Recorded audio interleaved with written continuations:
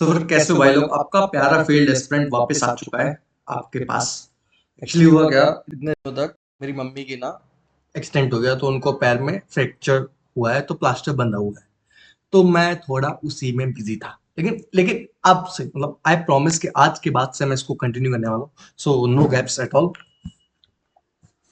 So let's start. बिना कुछ बकवास करे मैं आपको सीधे सीधे बता देता हूँ कि ये लेक्चर सिर्फ यूपीएससी एस्पिरेंट्स के लिए हैं, क्योंकि ये लेक्चर्स बहुत महंगे हैं जो मैं आपको सस्ते में यूट्यूब पे पढ़ा रहा हूँ। और ऐसा लेक्चर अगर कोई आपको बना के दे दे पूरी यूट्यूब में, तो फू, मेरी तरफ से फू। बना सकते हो नहीं बना सकते, चलिए। तो सबसे पहले अपन आते हैं सबसे पहली न्यूज पे। इंडिया आर्मी ने अनवील किया है comprehensive defence modernisation road map, कि आगे हम अपने डिफेंस सिस्टम को मॉडर्नाइज कैसे करेंगे। वो वो रोड मैप हमारी इंडियन आर्मी में अनवील किया, ठीक है। तो रोड मैप का लाइक पहला एम क्या होगा, तो इस सबसे पहले तो इसकी जो इंडियन आर्मी की कैपेबिलिटीज है उसको ट्रांसफॉर्म करना डिफरेंट डोमेन्स में, प्रिपेयर करना फ्यूचर वॉरफेयर के चैलेंजेस के लिए। और इस रोड मैप के की हाइलाइट्स क्या है, इस रोड मैप के की हाइलाइट्स में सबसे पहला है modernisation road map advance weapon system. Modernisation road map, तो आगे जाके देखो अभी जो वेपन्स काम कर रहे हैं वो वेपन्स 1950 के वेपन से कंपेयर करो तो वो बहुत मॉडर्नाइज्ड है। तो वही सेम आगे के 50 साल में ये वेपन तो काम करेंगे नहीं। तो वो वेपन्स कैसे बनाए जाए, कैसे प्रिक्योर करा जाए, कैसे उनको हैंडल किया जाए, कैसे उसमें हम लाइक मेड इन इंडिया का थप्पा लगाया जाए, तो वो है अपना एडवांस वेपन सिस्टम का रोड मैप, ठीक है। तो इसमें क्या आता है, सबसे पहले तो ultra fast and high manoeuvrable weapon system. Manoeuvrable like movable weapon system, ठीक है, अल्ट्रा फास्ट होना चाहिए। इसमें क्या क्या था, hyper glide vehicle. Hyper glide vehicle क्या होता है, देखो हाइपरग्लाइड व्हीकल लाइक जो जेट से छोड़ा जाए, और जेट से छोड़ने के बाद भी वो ग्लाइड करके जाए, उतना लंबे डिस्टेंस तक ग्लाइड करके जाए, और एट द एंड अपने टारगेट को boom boom back boom boom boom back कर दे, ठीक है। ठीक है, hyper sonic air breathing engine, ये तो हमारे जेट्स वगैरह में चाहिए होते हैं, ठीक है। Advance fourth fifth six generation missiles, क्योंकि अभी जो फिफ्थ जनरेशन मिसाइल्स चल रही है, फिर सिक्स आएगी, सेवंथ आएगी, एट्थ आएगी, नाइन्थ आएगी, ये मिसाइल्स चाहिए हमको, ठीक है। आगे तो चाहिए चाहिए, सीधी बात है। और ये लाइक रिपोर्ट मोस्टली हाईलाइट करती है कि हमको ट्रांजिशन करना है। कन्वेंशनल जो डंप कैटेगरी एम्यूनेशन है उससे हमको जाना है स्मार्ट प्रिसीजन गाइडेड म्यूनिशंस को, एम्यूनेशन को, ठीक है। अभी आते हैं हम दूसरी कंट्री से लेकर आते हैं और उसको यूज करते हैं, ये हो गए डंप कैटेगरी। हमको क्या चाहिए, हमारा खुद का होना चाहिए। आत्मनिर्भर भारत कब बनेगा आत्मनिर्भर भारत, जब खुद का डिफेंस नहीं बना पा रहे हैं तो क्या ही का आत्मनिर्भर भारत। तो ये हमको ट्रांसफॉर्म करना है। और ये कन्वेंशनल जो हमारा डंप वाला सिस्टम है ना, भाई रशिया से मंगा ली, चाइना से मंगा ली, यूएसए से मंगा ली, वो क्या, उनका तो बिजनेस है, कचरा ही भेज रहे हैं, एडवांस मतलब बिल्कुल एडवांस टेक्नोलॉजी नहीं दे रहे हैं। अगर तुमको लग रहा है तो तुम मूर्ख हो, ठीक है भाई। उसके बाद एडवांस टेक्नोलॉजी में क्या आ जाता है, लाइक हाई एनर्जी लेजर्स, हमारे लाइक जो शिप्स है उसमें हाई एनर्जी लेजर्स का यूज कर रहे हैं। एंटी सैटेलाइट कैपेबिलिटीज, ठीक है, मिसाइल डिफेंस सिस्टम चाहिए, जैसे S-800 हो गया, उससे भी तगड़ा वाला चाहिए, वो भी खुद का बना हुआ, ठीक है, खुद का बनाए हुआ इज मस्ट, ठीक है। ये हमारा मेनली ऑब्जेक्टिव हो गया। अब साइबर और इलेक्ट्रॉनिक वॉरफेयर के बारे में बात करते हैं। देखो अभी जो वॉरफेयर चल रहा है और अभी के 10 साल बाद जो वॉरफेयर चलेगा वो सिर्फ इलेक्ट्रॉनिक वॉरफेयर ही रहेगा। जो ह्यूमन कैपेबिलिटी उसको बहुत कम, मेनली जो काम करेगा वो होगा इलेक्ट्रॉनिक और साइबर वॉरफेयर। अभी भी वही चल रहा है।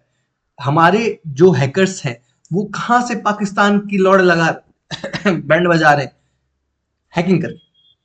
वो जब हैकिंग करते हैं तो क्या होता है, तो क्या होता है, उनके जो सिस्टम्स होते हैं वो फेल हो जाते हैं। तो जो मेन जो डिफेंस सिस्टम उनका काम करना चाहिए, अगर किसी ने डिफेंस सिस्टम को हैक कर लिया तो भाई लग जाएगी दूसरे कंट्री की। तो वही क्या कर रही है, ये जो नॉर्थ कोरिया वो क्या करता है, सीधी सीधी वो हैकिंग टीम बना रहा है अपना। नॉर्थ कोरिया का तो प्रॉपर तरीके से हैकिंग का सिस्टम है, पूरे साइबर वॉरफेयर में जुड़ा हुआ है वो। साउथ कोरिया मतलब तो कमा कैसे रहा है नॉर्थ कोरिया, समझ रहे हो कैसे कमा रहा है। और इसराइल का भी बढ़िया है साइबर वॉरफेयर। हाँ, इसी तरीके से हमको भी साइबर वॉरफेयर के लिए तैयार रखना चाहिए। ठीक है। और इसमें डोमिनेंस के लिए अगर हमको इस चीज में डोमिनेंस चाहिए तो हमको नेक्स्ट जनरेशन टूल चाहिए, डिफेंस टूल चाहिए, ठीक है। और लाइक ऐसे मैकेनिज्म चाहिए जिसमें एक कल्चर बन जाए इंडिया में। सही लाइक इतना होना चाहिए हमारे यहाँ जो कल्चर है वो नेतागिरी की कल्चर, वो कल्चर से शिफ्ट होके साइबर डिफेंस लाइक उस टाइप का कल्चर होना चाहिए कि बच्चे बच्चे को साइबर एक्सपर्ट बनना है, तभी कुछ होगा। ये क्या हमारा नेता कैसा हो, भड़वा भैया जैसा हो, भड़वा चाचा जैसा हो, भड़वा ताऊ जैसा हो, ये कल्चर बंद होना चाहिए स्वीट और सिंपल तरीके से। और उसके बाद में बात करता हूँ इक्विप्ड सोल्जर। जो सोल्जर है वो लाइक अगर कोई आदमी अपने आप को आर्मी में लेकर जा रहा है इसका मतलब ये थोड़ा ना कि उसको मरना है, उसको तुमको बचाना है। तो वो बचाने का तरीका कैसे कर सकते हो आप? एक्सोस्केलेटन। एक्सोस्केलेटन लाइक बहुत सारी ऐसी कंपनीज हैं जो आउटर कवच को बनाती है, ठीक है। मुझे कॉल आ रहा है, पड़ोसी का कॉल आ रहा है, एक सेकंड ना। हेलो। हाँ ठीक है, वेट फॉर मी 2 मिनट्स में अभी आता हूँ।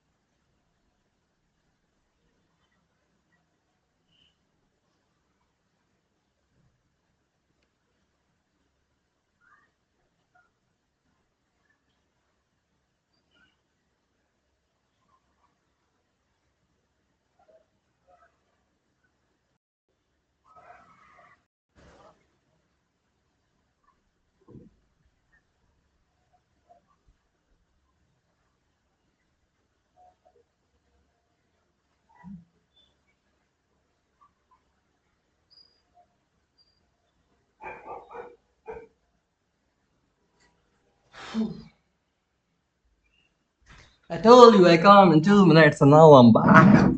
I'm back. I'm back. देखो मैं अगर इसको बंद करता ना तो मुझे फिर से रिकॉर्ड करना पड़ता और वो मैं चाहता नहीं हूँ। तो हम आगे बढ़ते हैं, प्रेजेंट करो इसको।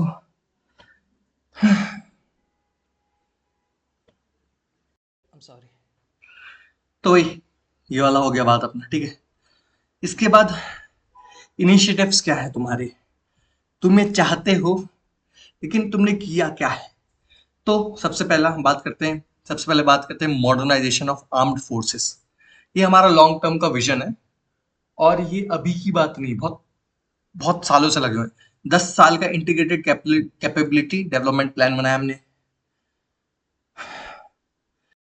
हम लाइक इसमें अपना डिफेंस स्पेस एजेंसी को मॉडर्नाइज करेंगे, डिफेंस साइबर एजेंसी को मॉडर्नाइज करेंगे, आर्म फोर्सेस का स्पेशल ऑपरेशन डिवीजन को लाइक प्रॉपर तरीके से हम जो सिस्टम वर्क कर रहा है उसको एडवांस करने की कोशिश करेंगे, ठीक है। आईटेक्स के बारे में बात करते हैं, इनोवेशन फॉर डिफेंस एक्सीलेंस, जिसमें हम सपोर्ट करेंगे स्टार्टअप्स को, फंडिंग करेंगे उनको 1.5 करोड़, जिससे आत्मनिर्भर भारत बनेगा। कैसे बनेगा? क्योंकि लाइक गवर्नमेंट के पास इतना पैसा है नहीं, इतना पैसा गवर्नमेंट के पास है नहीं कि वो इजीली तुमको सब कुछ कर दे, प्राइवेट को ही उठना पड़ेगा। तो ये फंड करने वाले 1.5 करोड़ की, यही 1.5 करोड़ मैं खा के बक जाऊंगा गवर्नमेंट का, समझ रहे हो?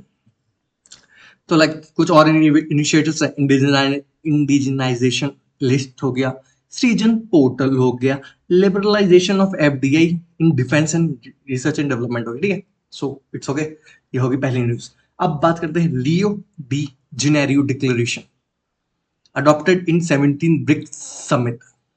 तो रियो डी जेनेरियो के अंदर है ब्राजील में, और ब्रिक्स क्या है? ब्राजील, रशिया, इंडिया, चाइना, ठीक है। और एस का फुल फॉर्म आप मुझे कमेंट सेक्शन में बताएं। तो इसकी थीम क्या थी? तो थीम थी strengthening global south cooperation for more inclusive and sustainable governance. देखो, ब्रिक्स का एक एजेंडा ये भी है कि भाई देखो, जो बड़ी बड़ी एजेंसीज हैं या मतलब बड़े बड़े ऑर्गेनाइजेशन, उसमें मेजर जो कंट्रीज हैं वो तो है ही नहीं। जैसे इंडिया हो गया, साउथ अमेरिका हो गया, साउथ अफ्रीका हो गया, सॉरी। तो ये लोग तो है ही नहीं ना। अगर तुम कंट्री में जिसकी पॉपुलेशन ज्यादा है और जिसका साइज ज्यादा है उसको नहीं लोगे तो तुम किसको लोगे? अमेरिका को। लाइक जो यूके फ्रांस है, ये क्यों है उधर? क्यों है उधर? क्या कर रहे? चना तोड़ रहे हैं उधर बैठ के। इनकी बात ना भी सुनी जाए तो इग्नोर कर सकते हैं, लेकिन ये लाइक 150 करोड़ पॉपुलेशन वाले देश को नहीं लेकर रखे तुम यूएन सिक्योरिटी काउंसिल में, तो किसको लोगे? किसी को नहीं लोगे। हम्म। तो ये इसका थीम क्या था अपन को पता है? Strengthening global south cooperation for more inclusive and sustainable governance की हाईलाइट क्या है? समिट अडॉप्ट करता है ब्रिक्स लीडर फ्रेमवर्क को, जो कि डिक्लेरेशन हुआ था क्लाइमेट फाइनेंस के बारे में। तो क्लाइमेट फाइनेंस होता क्या है? Climate finance is the accessibility, timely and affordable climate finance for developing countries।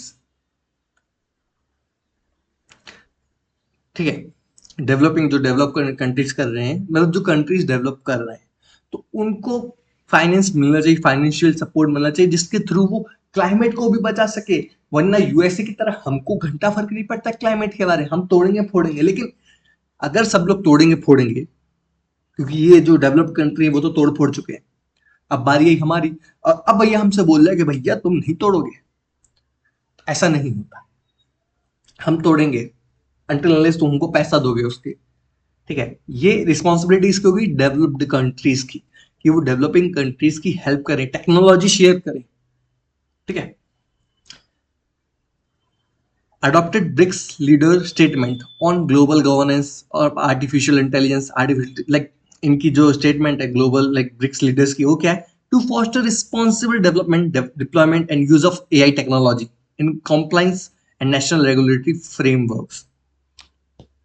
जो तुम एआई का यूज करने वाले हो, उसको एक रिस्पॉन्सिबल तरीके से करोगे, मतलब उसका डेवलपमेंट रिस्पॉन्सिबल तरीके से करोगे, और उसका जो डेवलप होने के बाद आपको प्रॉपर तरीके से नजर रखनी है कि जो वो जिस जगह वो डिप्लॉय हुआ है उसमें सिर्फ ह्यूमन काइंड का प्रॉफिट ही हो रहा है। ये नहीं कि तुमने एआई बना दिया और वो एआई ऐसा कर रहा है घर घर जाके मार रहा है लोगों, मिसाइल लॉन्च कर रहा है अपने आप कुछ टाइम बाद। तो ऐसा ना हो। ठीक है, और ये कंप्लाई किससे करता है? यूएन चार्टर के फ्रेमवर्क से। ओके, लॉन्च किया, launch BRICS partnership for elimination of social determined disease. ये भी ठीक है। अब ब्रिक्स की न्यूज, ब्रिक्स के बारे में जान लिया आपने। तो अब जब भी आप ब्रिक्स को ब्रिक्स के बारे में बात करें तो आपको एक बहुत इंपॉर्टेंट टॉपिक है वो आपको पता होना चाहिए, वो है न्यू डेवलपमेंट बैंक। ऑफिशियली इसको बोलते हैं अभी इससे रिलेटेड न्यूज क्या है, इससे रिलेटेड क्या है कि ऑफिशियली इसने एडमिट किया है कि कोलंबिया एंड उज्बेकिस्तान बोरिंग मेंबर होंगे न्यू डेवलपमेंट बैंक के। अब ये न्यू डेवलपमेंट बैंक कब बना और इसका ऑफिशियली पर्पस क्या है?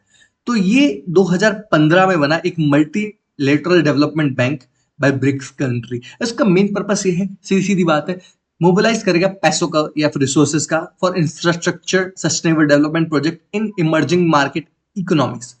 जैसे कि emerging market of economies and developing countries कौन सी अपने, इंडिया हो गया, पाकिस्तान तो छोड़ जो उसका कुछ नहीं होने वाला, और भी जितनी भी डेवलपमेंट कंट्रीज है उन पे पैसा ही इन्वेस्ट करेगा, हेल्प करेगा, सस्टेनेबल डेवलपमेंट में हेल्प करेगा। और किसी भी तरीके अभी तो ब्रिक्स करेंसी भी बन रही है। ठीक है, तो अब इसके मेंबर्स कौन से? हेडक्वार्टर अपना शंघाई चाइना। ब्रिक्स का किधर है हेडक्वार्टर? कमेंट सेक्शन में बताओ। पता ही होगा वैसे तो। मेंबर्स कौन है इसके? Brazil, Russia, India, China, south Africa. बता दिया मैंने, क्वेश्चन पूछा था ना, उसका आंसर मिल गया आपको। ठीक है, बांग्लादेश, यूएई। अभी ये पहले थे, अब जो एड ऑन हुए हैं Bangladesh, UAE, Egypt, Algeria and Uruguay. World bank ने, हाँ ये न्यूज देखो आज, ये न्यूज देख के तो मेरी हंसी छूट गई। मैंने अपने घर वालों को बताया, घर वालों ने भी हंसी छोड़ दी। मैं अपने कुत्ते को बताया, कुत्ते ने तो पा दी दिया, ठुसकी छोड़ दी उसने। वर्ल्ड बैंक ने प्लेस किया है इंडिया को among world most equal societies. Equal, literally equal societies में वर्ल्ड बैंक ने इंडिया को प्लेस किया है। वर्ल्ड बैंक की क्या मजबूरी थी या फिर हमारी ही रैंकिंग इतनी सुधर गई है कि हमको मोस्ट इक्वल, समझ रहे, इक्वल मतलब इक्वल किस बारे में बात करो, पोवर्टी के बारे में, among world most equal societies, poverty के बारे में। और किससे कंपेयर कर रहे हैं, लाइक यूरोपियन कंट्रीज से, जिसकी स्लोवैक हो गया, रिपब्लिक हो गया, और स्लोवेनिया हो गया, बेलारूस हो गया, इनसे कंपेयर कर रहे हैं। गूगल पे करो अभी ये कंट्रीज के दर पे, ठीक है, on the basis of Gini index score. तो ये स्कोर क्या है, देखो गिनी इंडेक्स स्कोर हमारा होना चाहिए 0 से 100। अगर 0 है तो मतलब परफेक्ट इक्वालिटी, सब बराबर, ऐसा नहीं होता कहीं पे भी। और अगर 100 है तो भाई तुम्हारे तो बंटा धार हो चुका है, जैसे पाकिस्तान। तो इंडिया की जो लाइक गिनी इंडेक्स स्कोर है वो है 25.5, जो कि इंप्रूव हुआ है 28.8 से 10 साल में, ठीक है। जिसने बेटर परफॉर्म किया है G7 एंड G20 कंट्रीज से। मैं तो भाई आश्चर्यचकित हो गया कि ऐसा कुछ हो सकता है। जैसे कि चाइना, चाइना की रैंकिंग, मतलब चाइना का स्कोर है 35.7 और यूएस का स्कोर है 41.8। इंडिया फॉल करता है below into the moderately low inequality category. And मैं बता रहा हूँ, इसमें मेरे को कंसीडर नहीं किया गया क्योंकि मैं इकोनॉमिकली बहुत गरीब हूँ, एक्सट्रीम पोवर्टी, ठीक है। तो अब गिनी इंडेक्स के बारे में बात कर लेते हैं। वही जो मैंने आपको बताया कि ये एक लाइक ये मेजर करता है extent to which distribution of income and consumption among individual and household within an economy deviate करता है उसको परफेक्ट इक्वल डिस्ट्रीब्यूशन से। अब गिनी इंडेक्स की मतलब वैल्यू कितनी होती है, 0 से 100। अगर 0 है तो परफेक्टली इन इक्वालिटी और 100 है तो परफेक्टली इन इक्वालिटी, ठीक है। ग्राफिकली इसको हम रिप्रेजेंट कर सकते हैं लॉरेंस कर्व से। आप अगर आपने इकोनॉमिक्स पढ़ी तो आपको लॉरेंस कर्व पता होगा, और उसको एक बार जाके देख लो, इधर होगा पोवर्टी, लाइक इनकम डिस्ट्रीब्यूशन वगैरह होता रहता है उसमें, ठीक है। लॉरेंस कर्व क्या प्लॉट करता है, cumulative percentage of total income received against the cumulative number of recipient starting from poorest individual और हाउस होल्ड, ठीक है। अभी रिसेंटली ये न्यूज आई है कि एनक्लेट ने हेल्ड करी, मतलब एनक्लेट ने बोला है कि insolvency and bankruptcy code override नहीं करता कि तुम मनी लॉन्ड्रिंग कर रहे हो 2002 एक्ट को। कुछ कंपनीज ऐसी होती है वो मनी लॉन्ड्रिंग करती है, फिर उस खुद को बैंकरप्ट घोषित कर देती है कि अच्छा तो है ही नहीं। तो ये जो 2016 का इंसॉल्वेंसी एंड बैंक्रप्सी कोड है, वो ओवरराइड नहीं करता कि भाई देखो तुमने अपने आप को दिवालिया घोषित कर दिया, तो इसका मतलब ये नहीं कि तुमने भाई मनी लॉन्ड्रिंग करी नहीं। सिंपल। तो एनक्लेट है क्या, एनक्लेट खुद कंपनीज एक्ट के अंडर फॉर्म हुआ 2013 में, for hearing appeal against the orders of national company law tribunal, ठीक है। अब ये काम कैसे करता है, इट ये also act as an appellate tribunal for hearing appeals against the order pass insolvency and bankruptcy. भाई एक ट्रिब्यूनल की तरह काम करता है, कहीं भी इंसॉल्वेंसी और बैंक्रप्सी वगैरह होती है इंडिया में, लाइक एज अ बोर्ड की तरह काम करता है, और वो उसके मतलब खुद के ऑर्डर रिलीज करता है उसके थ्रू। नहीं समझे, ये एक अपीलिएट ट्रिब्यूनल की तरह काम करता है।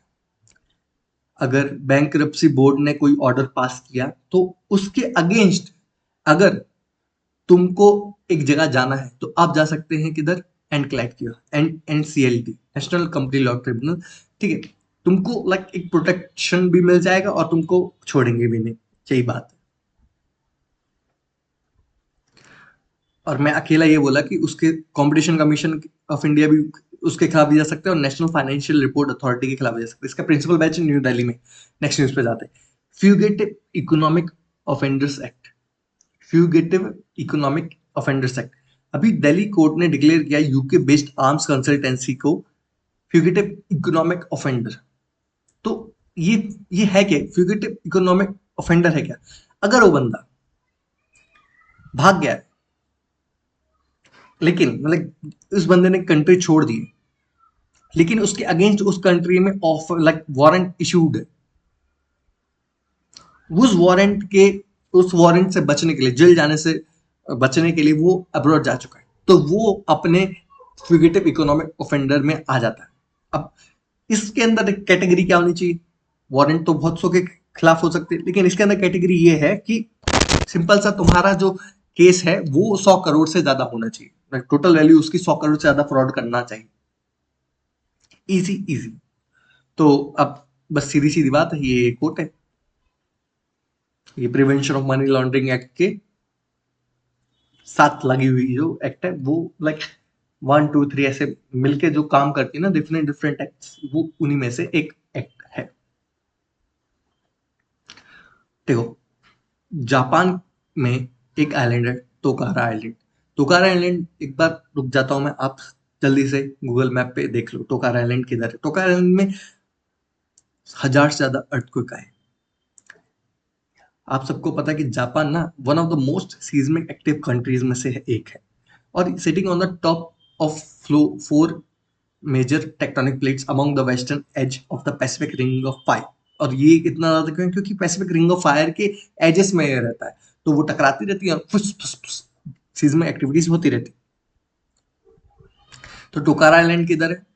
ये एक आर्किपेलागो है जापान में, south of Kyushu, north of Amami island.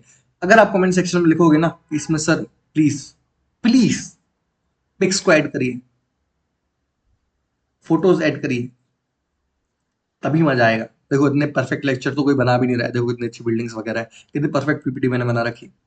तोशिमा Japan की सबसे बड़ी विलेज है, ठीक है। अगली न्यूज पे जाते हैं।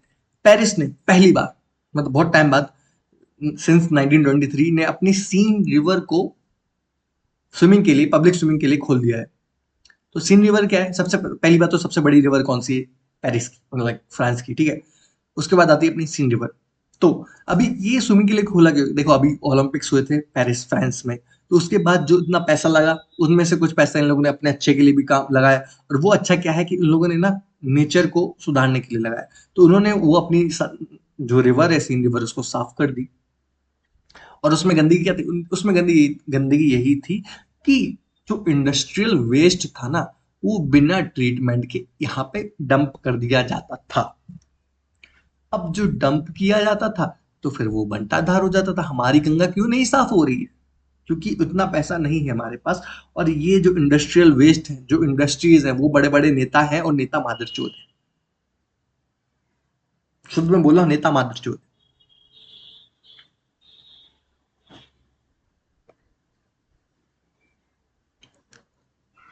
और सीन रिवर क्या? Seine river is the second longest river in France after the Loire river, ठीक है। सबसे बड़ी रिवर कौन सी फ्रांस की?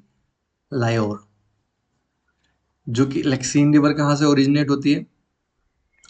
30 किलोमीटर नॉर्थ वेस्ट ऑफ डिजॉन, और फिर ये फ्लो करती है अपने, और लास्ट में निकल कहाँ से आती है? इंग्लिश चैनल से, ठीक है। ये न्यूज होगी। अब देखो, अब हम बात करने वाले हैं दुधवा टाइगर रिजर्व के बारे में। अब दुधवा टाइगर रिजर्व की लोकेशन बताओ कहाँ है? अभी तुम लोग बोल दोगे भाई, अरे यार दुधवा टाइगर रिजर्व के बारे में पूछ ले। अरे दुधवा टाइगर रिजर्व के बारे में क्यों पूछा भाई? कान्हा नेशनल पार्क के बारे में पूछा था मुझे, तो कान्हा नेशनल पार्क के बनाया। अब ये दुधवा उधवा के बारे में कौन जानता है? मैं जानता हूँ, मैं तुमको बता रहा हूँ दुधवा टाइगर रिजर्व के बारे में। और ये न्यूज में क्यों? क्योंकि इसकी जो पॉपुलेशन है टाइगर की, वो 198.91% से बढ़ी है सिंस 2022। और दुधवा टाइगर रिजर्व की लोकेशन क्या है? जो अपना तेराई रीजन है, उत्तर प्रदेश और फिर इंडो नेपाल बॉर्डर, वहां से कनेक्टेड है। ये इंक्लूड करता है दुधवा नेशनल पार्क और दो वाइल्ड लाइफ सेंचुरी, इसको हम बोलते हैं कटन कटरनिया घाट एंड किशनपुरा। और लाइक ये टिपिकल तराई भाबर रीजन के अंदर आता है, जिस जो आपको पता होगा सिंपली क्या है तराई भाबर रीजन, ठीक है। ज्योग्राफी में आपने पढ़ रखा होगा, नहीं पढ़ा है और आपको पर्टिकुलर सीरीज चाहिए, आपको किसी भी चैप्टर की, किसी भी लेक्चर्स की, तो मुझे कमेंट सेक्शन में बताओ। मैं आपको प्यारे प्यारे तरीके से गाली दे दूंगा कि फ्री में सब चाहिए। जस्ट किडिंग, सच में बना दूंगा अगर आपको कोई ऐसा पर्टिकुलर चाहिए हो तो।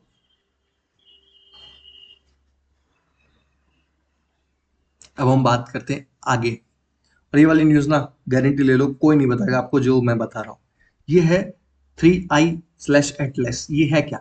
ये कुछ चीजों से लाइक 3i/एटलस के साथ साथ, हेलो, अच्छा, दूध नीचे है, सबसे नीचे। हाँ हाँ हाँ। गाइस 2 मिनट रुक जाओ, दूध लेने जा रहा हूँ। वैसे आप ये न्यूज पढ़ लो, एक येरी। और ये वाली न्यूज, हिमाचल प्रदेश बना है सबसे पहला स्टेट एंड लाइक उसमें आधार बेस्ड होने लगा है फेस ऑथेंटिकेशन। कहाँ पे? पब्लिक डिस्ट्रीब्यूशन सिस्टम में। तो जो फ्रॉड्स होने थे वो अब नहीं होने वाले। तो ये वाली न्यूज़ भी पढ़ लेना और आज का लेक्चर मैं इधर ही खत्म करता हूँ। आई एम सो सॉरी क्योंकि मेरे को बहुत डिस्टर्बेंस हो रही है। अगर मैं 2 मिनट बाद आऊँगा तो बंटाधार हो जाएगा, इसलिए bye bye guys. I will meet you later on. Thank you for watching my lecture.